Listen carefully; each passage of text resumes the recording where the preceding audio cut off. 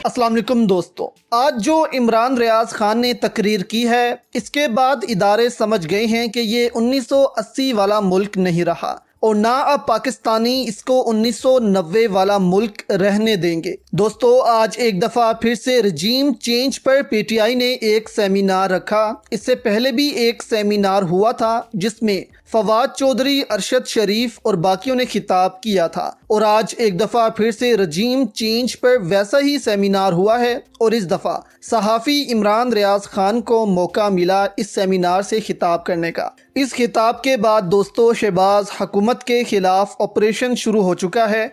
ये तफसीलात भी आपके साथ शेयर करते हैं जो कि बहुत इम्पोर्टेंट हैं। अच्छा, इस सेमिनार में इमरान रियाज खान ने बहुत ख़तरनाक बातें की हैं जिसने इस कौम को जगा दिया है। उन्होंने कहा कि 3 साल के लिए मुल्क में वो गद्दार थे, अब वो हुकूमत में आ गए हैं तो इनको सैल्यूट बज रहे हैं और गद्दार हम हो गए हैं। उन्होंने कहा कि हम 70 सालों से यही देखते आ रहे हैं, 3 साल के लिए कोई एक दढ़ा गद्दार होता है और अगले 3 साल के लिए किसी और को गद्दार बना दिया जाता है। उन्होंने कहा कि इस दफ़ा आपने गलत पंगा ले लिया है। इस दफ़ा आपका मुकाबला पहाड़ों से उतरे हुए लोगों के साथ नहीं है और ना ही मौलवियों के साथ है, बल्कि इस दफ़ा आपका मुकाबला इस मुल्क की मिडिल क्लास से है जिसकी वजह से ये मुल्क चलता है। इसके बाद इमरान रियाज खान ने कहा कि मुझे उन्होंने खुद बुलाया कि देखो ये नवाज जरदारी कितने करप्ट और गद्दार हैं। जब मुझे यकीन हो गया कि वाकई ये तो मुल्क के गद्दार हैं तो इसके बाद मैं मैदान में उतरा जंग के लिए और मैदान में जब मैं आया तो देखा कि ये जंग से भाग गए और न्यूट्रल हो गए और जंग छोड़कर भाग गए। लेकिन मैं नहीं भागूंगा, मैं इसको आखिरी सांस तक लड़ूंगा, या मैं जीत जाऊंगा या फिर हार जाऊंगा। उन्होंने कहा कि 70 सालों से हम इसी महंगाई का रोना रोते हैं, 70 सालों से हम इसी महंगाई में जी रहे हैं, लेकिन हमारे गले में पट्टा बांध दिया गया है। उन्होंने कहा कि हम इस महंगाई के साथ तो जी सकते हैं लेकिन इस पट्टे के साथ नहीं, हमें इस पट्टे को अब गले से उतारना होगा। अब ये वाला पार्ट आप इमरान रियाज खान की तकरीर का सुने ज़रा, जिसके बाद हम आपको बताते हैं कि इसके बाद अब शहबाज शरीफ के ख़िलाफ़ क्या ऑपरेशन शुरू हो गया है और क्या माहौल अब MQM, ANP और बाप पार्टीज की तरफ से बनाया जा रहा है। मैं अपनी मर्जी से लड़ने के लिए आया। मैंने पहले अपने आप को कायल किया कि मैं लड़ूंगा इस लड़ाई को।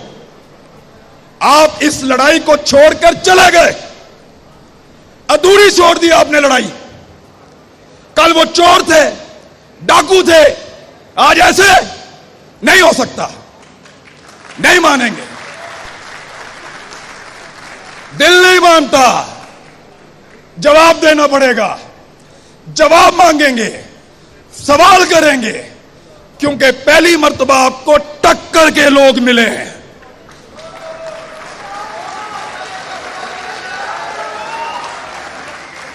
आपको टक्कर के लोग मिले हैं।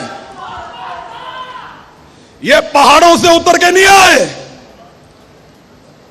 ये कोई मौलवी नहीं है, ये कोई पिसा हुआ तबका भी नहीं है, ये पाकिस्तान की मिडिल क्लास, पाकिस्तान को चलाने वाले लोग, ये जवाब मांगते हैं, जवाब देना पड़ेगा।